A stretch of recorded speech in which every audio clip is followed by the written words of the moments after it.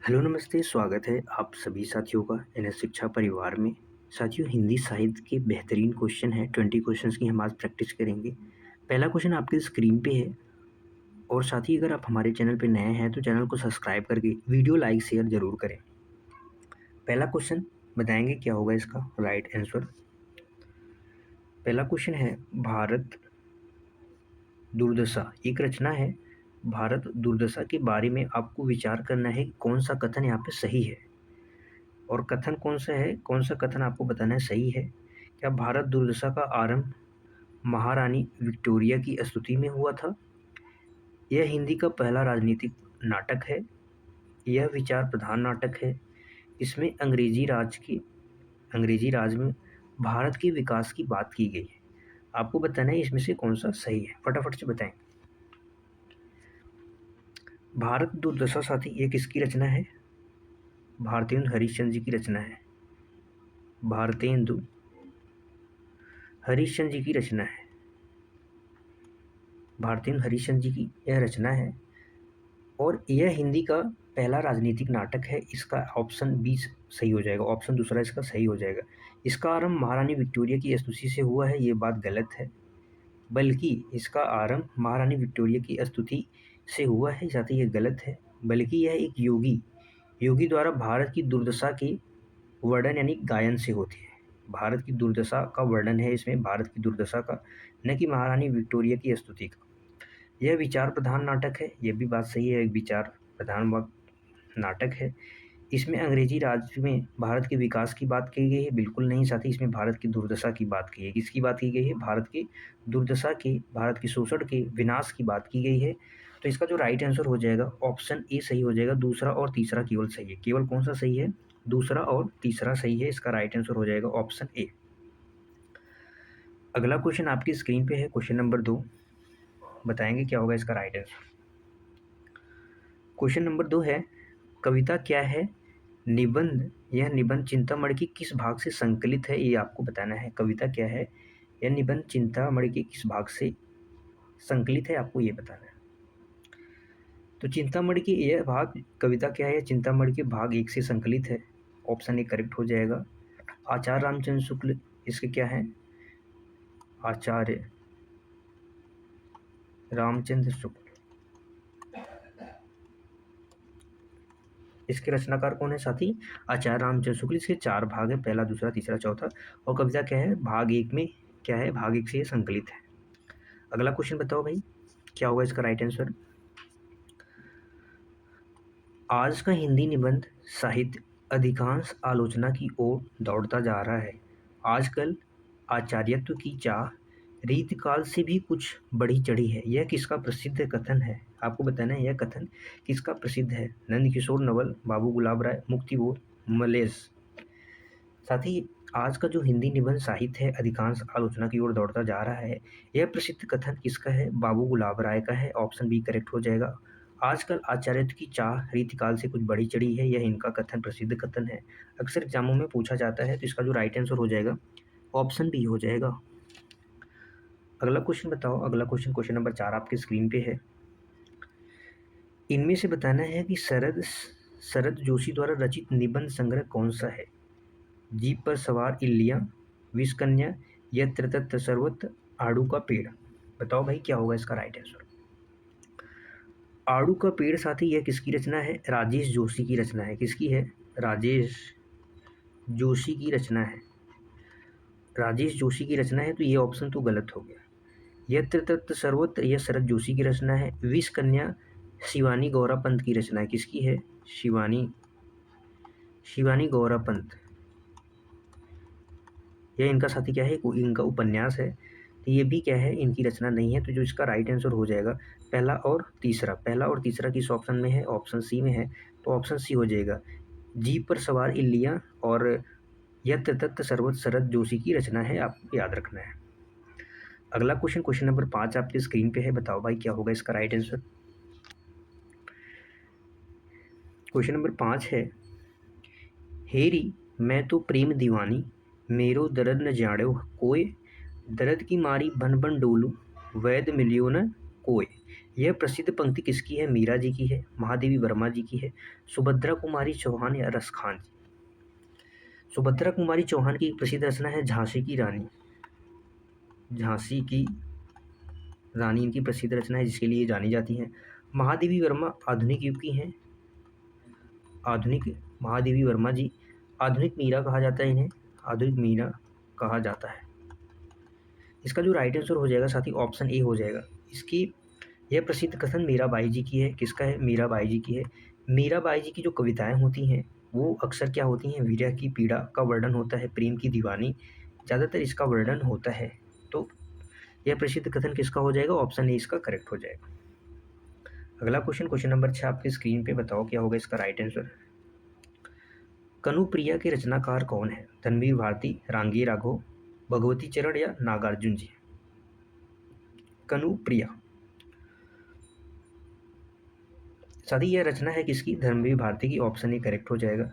इसका प्रकाशन होता है 1959 में इसका प्रकाशन होता है। अन्य रचनाएं जैसे गुनाहों के देवता, गुनाहों के देवता, अंधा युग, अंधा युग इनकी प्रसिद्ध रचना है अंधा युग। तो आपको याद रखना है कनुप्रिया के रचनाकार, गुनाहों के देवता, अंधा युग, ये सब किसकी रचना है? धनवीर भारती की रचना है। अगला क्वेश्चन नंबर 7 आपकी स्क्रीन पे है, बताएंगे क्या होगा इसका राइट आंसर। अन्य से अन्य तक, अन्य से अनन्या, अन्य से अनन्या तक आत्मकथा किसकी है? मनु भंडारी, सुषमा वेदी या प्रभा खेतान या उषा प्रियमवदा? उषा प्रियमवदा, उषा प्रियमवदा जो किसके लिए जानी जाती हैं साथी? 55 खंभे, 55 खंभे, 55 खंभे लाल दीवारें, 55 खंभे लाल दीवारें, लाल दीवारों के लिए जानी जाती हैं। एक प्रसिद्ध रचना है इनकी रुकोगी नहीं राधिके।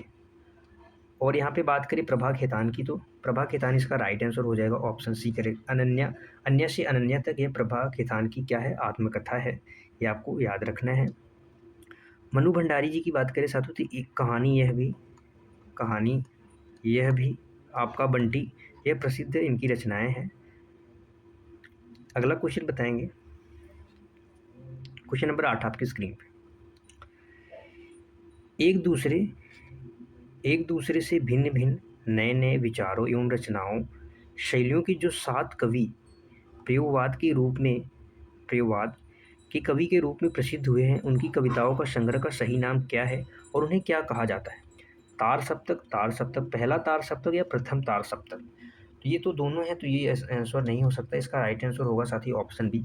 तार सप्तक के संपादक या प्रकाशक पूछा जाए तो कौन है? अज्ञेय जी हैं। और कुल 4 तार सप्तक प्रकाशित हुए। जो पहला हुआ था 1943 में हुआ था, दूसरा 1951 में हुआ था, तीसरा 1959 में, और चौथा साथी कब हुआ था? 1979 में हुआ था। आपको याद रखना है तार सप्तक में 7 कवि थे। कितने कवि थे? 7 कवि। और इन 7 कवियों को अज्ञेय जी ने क्या कहा था साथी? राहों का अन्वेषी कहा था। राहों का अन्वेषी कहा था। ये भी आपको याद रखना है। इन 7 कवियों को अज्ञेय जी ने, अज्ञेय जी का पूरा नाम क्या है? सच्चिदानंद हीरानंद वात्स्यायन अज्ञेय। ये भी कब अक्सर एग्जाम में पूछ लिया जाता है, तो आपको याद रखना है। अगले क्वेश्चन पे चलते हैं। क्वेश्चन नंबर 9 आपके स्क्रीन पे है, बताएंगे क्या होगा इसका राइट आंसर। आपको निम्न में से बताना है निर्गुण भक्ति काव्य के कवि नहीं है। आपको बताना है कौन से नहीं है। मलुकदास जी हैं, ईश्वर दास, बाबा लाल दास या सुंदर दास? तो इसका जो राइट आंसर हो जाएगा साथी ऑप्शन क्या हो जाएगा? ऑप्शन बी हो जाएगा। ये क्या है? शगुड़ राम भक्ति शाखा के कवि हैं। शगुड़ राम भक्ति शाखा के कवि हैं। तो इसका जो राइट आंसर हो जाएगा ऑप्शन बी हो जाएगा। अगर इनकी कुछ रचना की हम बात करें तो अंगद पैज, भरत मिलाप, प्रसिद्ध रचना है भरत मिलाप। सत्यवती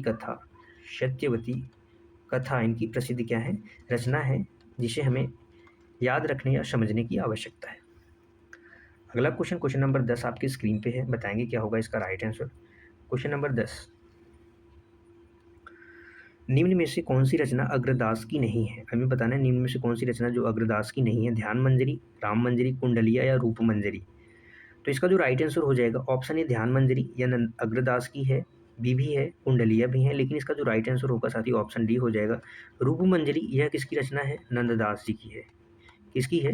नंददास जी की रचना है, आपको ध्यान में रखना है। अगला क्वेश्चन, क्वेश्चन नंबर 11 आपकी स्क्रीन पे है, बताएंगे क्या होगा इसका राइट आंसर। किस विद्वान ने कहा कि बुद्ध देव के बाद भारत में सबसे बड़े लोकनायक तुलसीदास जी थे? किस विद्वान ने ये कहा था? प्रसिद्ध है, बताना है। Camille बुल्गे, William Jones, George Grierson या विलियम कैरी। तो लोकनायक किसको कहा जाता है साथी? तुलसीदास जी को कहा जाता है। ये किसने कहा था? जॉर्ज ग्रियर्सन ने कहा था। इसका राइट आंसर हो जाएगा ऑप्शन सी। ये आपको ध्यान में रखना है।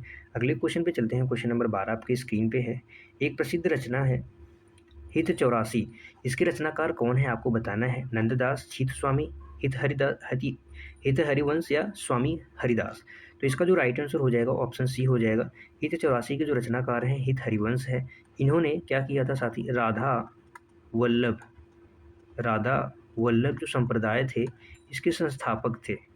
संप्रदाय के क्या थे? संस्थापक थे। आपको ये भी याद रखना है। राधा वल्लभ संप्रदाय के क्या थे? संस्थापक थे। आपको याद रखना है। इसके संस्थापक थे। इसका राइट आंसर हो जाएगा ऑप्शन सी। अगला क्वेश्चन, क्वेश्चन नंबर 13 आपके स्क्रीन पे है। यह सूचित करने की अवधारणा नहीं है, यह सूचित करने की अवधारणा नहीं है कि न तो सूर का अवधि पर अधिकार था और न ही जायसी का ब्रज भाषा पे अधिकार था। यह कथन किसका है? आपको बताना है साथी, यह कथन किसका है? हजारी प्रसाद द्विवेदी जी का है, रामचंद्र शुक्ल का है, नागेंद्र जी का है या रामकुमार वर्मा जी का है? साथी यह कथन हिंदी साहित्य का इतिहास एक ग्रंथ है।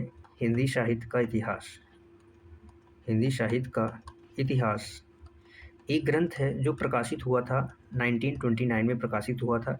इसमें यह उल्लिखित है कि यह उल्लिखित है कि सूर का अवधि पर अधिकार था, न कि जायसी का ब्रज पे, यानी किसी का अधिकार नहीं था। यह कथन किसका है? तो यह कथन रामचंद्र शुक्ल का है। ऑप्शन बी किसका करेक्ट हो जाएगा? ऑप्शन बी साथी इसका क्या हो जाएगा? करेक्ट हो जाएगा। अगला क्वेश्चन, क्वेश्चन नंबर 14 आपके स्क्रीन पे है। इनमें से कौन सी रचना अवधि में, बताना है कौन सी रचना अवधि में नहीं है? पद्मावत, मधुमालती, कवितावली या नूर जवाहर?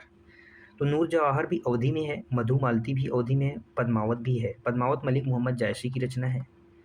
मधुमालती साथी ये मंझन की रचना है जो कि किसमें है? अवधि में है। इसका जो राइट आंसर हो जाएगा ऑप्शन सी हो जाएगा। कवितावली यह किसकी रचना है? तुलसीदास जी की रचना है। तुलसीदास जी की रचना है। किसमें है साथी? यह ब्रज भाषा में रचना है। किस भाषा में? ब्रज भाषा में है। कवितावली हो गया। विनय पत्रिका, अगर विनय पत्रिका पूछ दिया जाए, विनय पत्रिका तो किस भाषा में है? यह भी साथी ब्रज भाषा में है, विनय पत्रिका। इसके अलावा गीतावली भी हो गया। गीतावली ये भी किस भाषा में है? तो ब्रज भाषा में है। इनकी जो रचनाएं अवधि में हैं जो बहुत प्रसिद्ध हैं वो है रामचरितमानस। रामचरितमानस रामचरितमानस के अलावा साथी हो गया जानकी मंगल, जानकी मंगल, पार्वती मंगल। ये सब किस भाषा में है? अवधि भाषा में है। आपको ये याद रखना है। अगला क्वेश्चन, क्वेश्चन नंबर 15 आपकी स्क्रीन पे है, बताएंगे क्या होगा इसका राइट आंसर। निम्न में से कौन सी रचना ठाकुर जगमोहन सिंह की नहीं है? प्रेम संपत्ति लता, श्यामलता, श्यामा सरोजनी या प्रेम पलाप? तो प्रेम संपत्ति लता यह रचना 1885 में प्रकाशित हुई थी। यह जगमोहन सिंह की है। और उसके बाद बात करें श्यामलता की, तो श्यामलता भी साथी 1885 ईस्वी में इसका भी प्रकाशन हुआ था। यह रचना इनकी है। श्यामा सरोजनी 1886 में प्रकाशित होता है। यह भी रचना इसकी है। इसका राइट आंसर हो जाएगा प्रेम पलाप। प्रेम पलाप यह किसकी रचना है साथी? भारतेंदु हरिश्चंद्र जी की है। किसकी है? भारतेंदु हरिश्चंद्र जी। इसका प्रकाशन कब होता है? 1877 में इसका प्रकाशन होता है। प्रेम पलाप किसकी रचना है? भारतेंदु हरिश्चंद्र जी की। अगला क्वेश्चन, क्वेश्चन नंबर 16 आपकी स्क्रीन पे है। क्वेश्चन नंबर 16 है। बगियान बसंत बसेरो कियो, बसिए तिह त्यागी तपाइए ना, दिन काम कुतूहल के जो बने, तिन बीच वियोग बुलाइए ना। यह प्रसिद्ध काव्य पंक्ति है, किस रचनाकार की है साथी? ये आपको बताना है। यह प्रसिद्ध काव्य पंक्ति किस रचनाकार की है? यह प्रसिद्ध काव्य पंक्ति किसकी है साथी? ऑप्शन बी करेक्ट हो जाएगा। बद्री नारायण चौधरी की है, प्रेमघन जी से। यह इनका उपनाम है, उपनाम या उपाधि आप कह सकते हैं। बद्री नारायण चौधरी प्रेमघन की है। इनकी एक प्रसिद्ध पत्रिका है जिसका नाम है आनंद कादम्बिनी। प्रसिद्ध पत्रिका है, इसके क्या है संपादक हैं, ये भी आपको याद रखना है। अगले क्वेश्चन पे चलते हैं। क्वेश्चन नंबर 17 आपकी स्क्रीन पे है, बताएंगे क्या होगा इसका राइट आंसर। पांडेय बिचन शर्मा उग्र द्वारा रचित कौन सा उपन्यास नहीं है, आपको ये बताना है। चंद हसीनों के खतूत, दिल्ली का कलंक, बधुआ की बेटी या दिल्ली का दलाल। चंद हसीनों के खतूत इसका प्रकाशन वर्ष 1927 में होता है, यह उग्र की रचना है। बधुआ की बेटी साथी यह 1928 में इसका प्रकाशन होता है, यह भी इनकी रचना है। दिल्ली का दलाल यह भी 1927 में प्रकाशन होता है, यह भी इनकी रचना है। लेकिन दिल्ली का कलंक इनकी रचना नहीं है। यह किसकी रचना है साथी? ऋषभ चरण जैन की रचना है। किसकी है? ऋषभ चरण जैन की रचना है, जिसका प्रकाशन वर्ष 1936 में होता है। किसमें होता है? वर्ष 1936 में। अगला क्वेश्चन, क्वेश्चन नंबर 18 आपकी स्क्रीन पे है, बताएंगे क्या होगा इसका राइट आंसर। नागार्जुन द्वारा रचित मछुआरों के जीवन पर आधारित कौन सा उपन्यास है? बुध और समुद्र, वरुण के बेटे, सागर, लहरें और मनुष्य, डूब। बताएंगे साथी क्या होगा इसका राइट आंसर। बुध और समुद्र यह किसकी रचना है? अमृतलाल नागर की प्रसिद्ध रचना है, ये आपको याद रखना है। सागर, लहरें और मनुष्य यह उदय शंकर भट्ट की रचना है। किसकी है? उदय शंकर भट्ट की रचना है, उपन्यास प्रसिद्ध है। और डूब की बात करें तो यह वीरेंद्र जैन का उपन्यास है, एक लेखक हुए वीरेंद्र जैन, यह इनका प्रसिद्ध क्या है? उपन्यास है। तो इसका राइट आंसर हो जाएगा ऑप्शन बी। यह नागार्जुन की रचना है, जो साथी मिथिला के मछुआरों के, मुख्य रूप से मिथिला के जो मछुआरे हैं उनके जीवन पे आधारित है, वरुण के बेटे उपन्यास। तो इसका राइट आंसर हो जाएगा ऑप्शन बी। अगला क्वेश्चन, क्वेश्चन नंबर 19 आपकी स्क्रीन पे है, बताएंगे क्या होगा इसका राइट आंसर। भाषा के रूप में अवधि का प्रथम प्रयोग किस रचना में मिलता है, ये आपको बताना है। खाली बारी में, उक्ति व्यक्ति प्रकरण या चंदायन या मृगावती। मृगावती साथी किसकी रचना है? कुतुवन की रचना है। किसकी है? कुतुवन की रचना है। चंदायन मुल्ला दाऊद की रचना है। किसकी है? मुल्ला दाऊद की रचना है।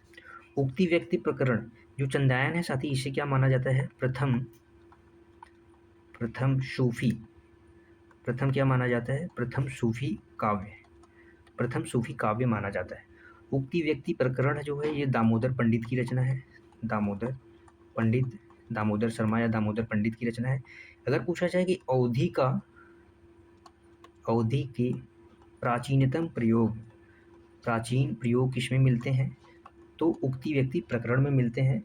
लेकिन अवधि का जो प्रथम प्रयोग हुआ है वो किसमें हुआ है? किस रचना में? खाली बारी में हुआ है। ऑप्शन ए इसका करेक्ट हो जाएगा। अगला क्वेश्चन, क्वेश्चन नंबर 20 है आपका, आखिरी क्वेश्चन है आज का। किसी भी साहित्य के इतिहास को समझने के लिए उससे संबंधित जातीय परंपरा, राष्ट्रीय और सामाजिक वातावरण एवं सामायिक परिस्थिति का अध्ययन विश्लेषण आवश्यक है। यह कथन किस पद्धति के संदर्भ में कहा गया है? विधेयवादी, कालानुक्रम, वर्णानुक्रम, वैज्ञानिक पद्धति। एक प्रसिद्ध कवि हैं जिन्होंने लिखा है हिंदी साहित्य का इतिहास लिखा है, हिंदी साहित्य का इतिहास, जिसका प्रकाशन वर्ष 1929 में होता है। और इसके लेखक हैं आचार्य रामचंद्र शुक्ल जी। कौन है? आचार्य रामचंद्र शुक्ल जी इसके लेखक हैं। इस पद्धति का प्रयोग इसमें हुआ है। इसका राइट आंसर हो जाएगा ऑप्शन ए।